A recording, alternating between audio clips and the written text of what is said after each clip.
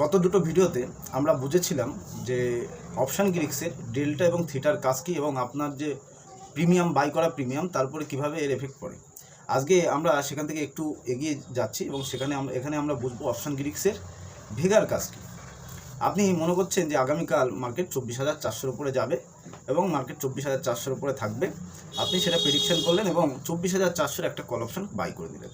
আপনি option Greeks একবার দেখে নিলেন যে আপনার যে 24,400 কল অপশান, সেই 400 কল অপশানের ডেল্টা দেখছেন 0.5, ঠিক আছে, কোনো আপত্তি নেই। আপনি দেখছেন যে আইভি দেখছেন 10, ঠিক আছে, কোনো আপত্তি নেই।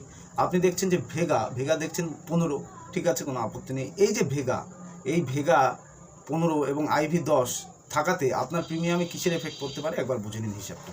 ধরুন মনে করুন আপনি যে প্রিমিয়ামটা বাই করেছেন তার দাম 100 টাকা, আপনার ওই স্ট্রাইক প্রাইসে আইভি দেখলেন যে 10 আছে, কোনো অসুবিধা নেই, এবং আপনার সেখানে ভেগা অর্থাৎ স্ট্রাইক প্রাইজের ভেগার যে কলমটা আছে সেখানে দেখছেন যে 15 আছে, কোনো অসুবিধা নেই।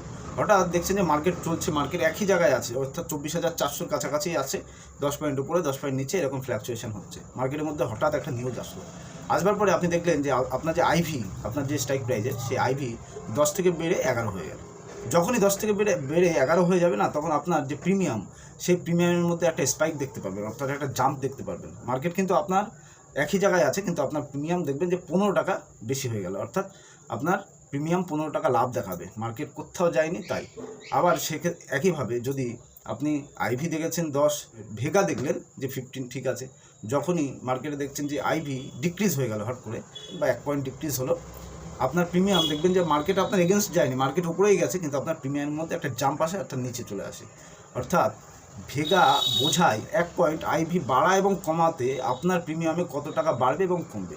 ইনফরমেশন কেমন লাগলো অবশ্যই কমেন্ট বক্সে জানাবেন। অপশান চেঞ্জ সম্পর্কে আরও কিছু জানতে অবশ্যই আমাকে ফলো করবেন।